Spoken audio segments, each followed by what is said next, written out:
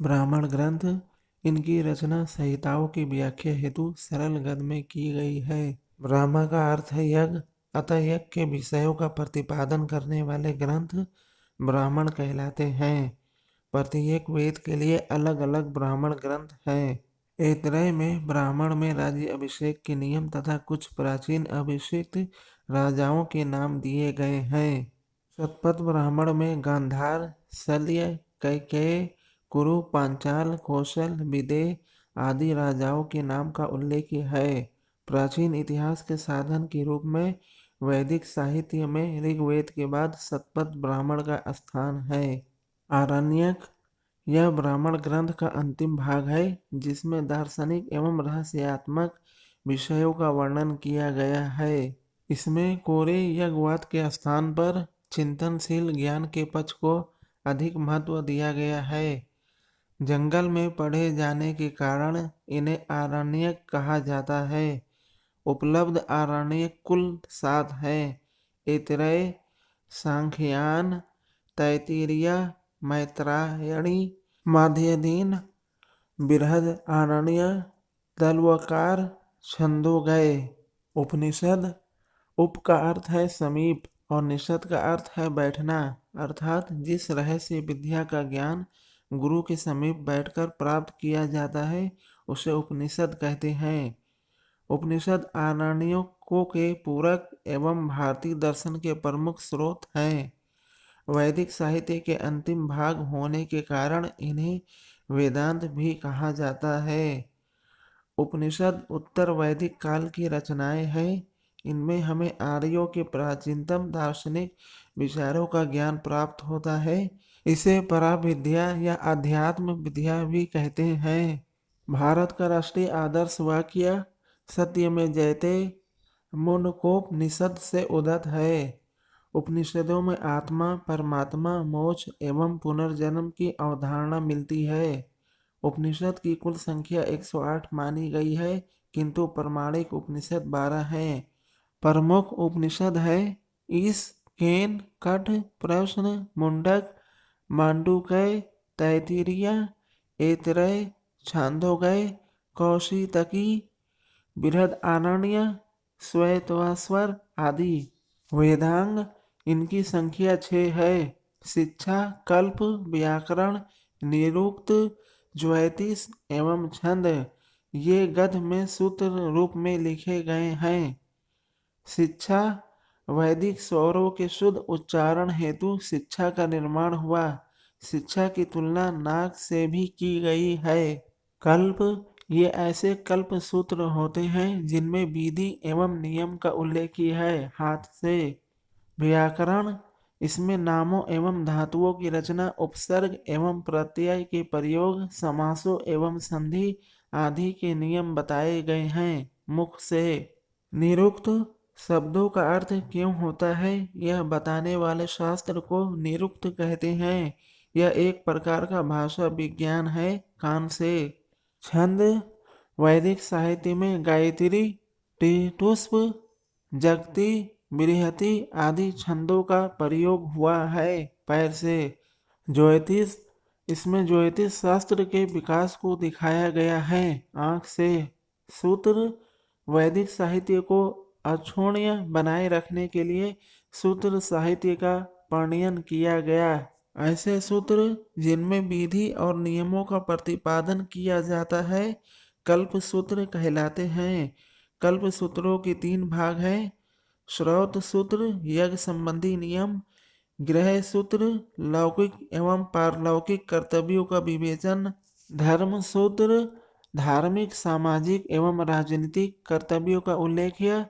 धर्म सूत्र से ही स्मृति ग्रंथों का विकास हुआ। प्रमुख स्मृति ग्रंथ मनुस्मृति, याज्ञवल्क्य स्मृति, पराशर स्मृति, नारद स्मृति, बृहस्पति स्मृति, कात्यायन स्मृति, गौतम स्मृति आदि।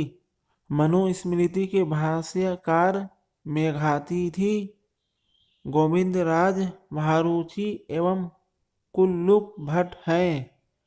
याज्ञवल्क्य स्मृति के टीकाकार विश्वरूप, विज्ञानेश्वर एवं अपरार्क आदि। प्रमुख उपवेद है आयुर्वेद, धनुर्वेद, गंधर्व वेद तथा शिल्प वेद। मनुस्मृति सबसे प्राचीन तथा प्रमाणिक मानी जाती है। याज्ञवल्क्य स्मृति एक महत्वपूर्ण ग्रंथ है। व्याकरण ग्रंथों में सबसे महत्वपूर्ण पाणिनि कृत अष्टाध्यायी है, जो 400 ईसा पूर्व के लगभग लिखा गया था। सूत्र साहित्य में 8 प्रकार के विवाहों का उल्लेख मिलता है। यास्क ने निरुक्त की रचना की। इसमें वैदिक शब्दों को व्युत्पत्ति का विवेचन है। महाकाव्य वैदिक साहित्य के बाद भारतीय साहित्य में रामायण और महाभारत नामक 2 महाकाव्यों का जिक्र आता है।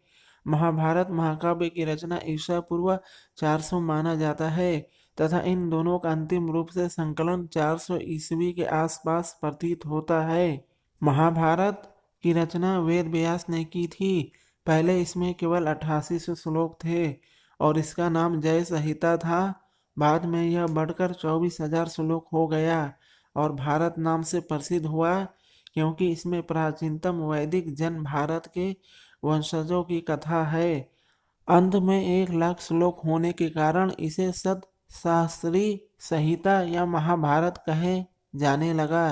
इसकी मूल कथा, जो कौरवों और पांडवों के युद्ध की है, उत्तर वैदिक काल की हो सकती है।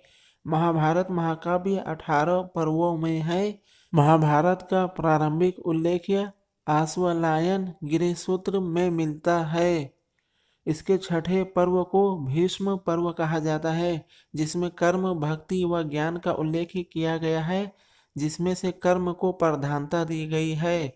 इसी का एक भाग गीता है, जिसमें सर्वप्रथम अवतारवाद का उल्लेख मिलता है। रामायण महर्षि वाल्मीकि जी द्वारा रचित रामायण में मुख्यतः 6,000 श्लोक थे, जो बाद में बढ़कर 12,000 श्लोक हो गए, पर अंततः इसमें 24,000 श्लोक हो गए। इसकी रचना संभवतः ईसा पूर्व 5वीं सदी में शुरू हुई। रामायण हमारा आदि काव्य है। इसमें हमें हिंदुओं तथा यवनों और शकों के संघर्ष का विवरण प्राप्त होता है। महाभारत में भी शक, यमन, पारसिक, हूण आदि जातियों का उल्लेख मिलता है। इन महाकाव्यों से हमें प्राचीन भारतवर्ष की सामाजिक, धार्मिक तथा राजनीतिक दशा का परिचय मिलता है। पुराण भारतीय ऐतिहासिक कथाओं का सबसे अच्छा क्रमबद्ध विवरण पुराणों में मिलता है। पुराणों के रचयिता लोमहर्ष अथवा उनके पुत्र उग्र सर्वा माने जाते हैं। पुराणों की संख्या 18 है। अधिकांश पुराणों की रचना 3री-4थी शताब्दी में हुई। अमरकोश में पुराणों के 5 विषय बताए गए हैं। मार्कंडेय, ब्रह्मण्य, वायु, विष्णु, भागवत और मत्स्य संभवतः प्राचीन पुराण हैं। शेष बात की रचनाएं हैं।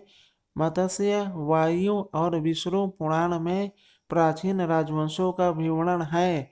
मत्स्य पुराण सबसे प्राचीन एवं प्रमाणिक है। महाभारत युद्ध के पश्चात जिन राजवंशों ने ईसा की 6ठी शताब्दी तक राज्य किया, उनके विषय में जानकारी प्राप्त करने का एकमात्र साधन पुराण है। मौर्य वंश के लिए विष्णु पुराण, आंध्र सातवाहन तथा शुंग वंश के लिए मत्स्य पुराण तथा गुप्त वंश के लिए वायु पुराण का विशेष महत्व है। पुराण अपने वर्तमान रूप में संभवतः ईसा की 3री और 4थी शताब्दी गुप्त काल में लिखे गए। इस प्रकार ब्राह्मण साहित्य से प्राचीन भारत के सामाजिक तथा सांस्कृतिक इतिहास पर पर्याप्त प्रकाश पड़ता है, किंतु इससे राजनीतिक इतिहास की विशेष जानकारी नहीं मिलती। ब्राह्मण ग्रंथ वेद ब्राह्मण ग्रंथ ऋग्वेद, ऐतरेय एवं कौपितकी ब्राह्मण, यजुर्वेद शतपथ एवं तैत्तिरीय ब्राह्मण, सामवेद पंचविंश ब्राह्मण, इसे टांडेय ब्राह्मण भी कहते हैं, अथर्ववेद गोपद ब्राह्मण।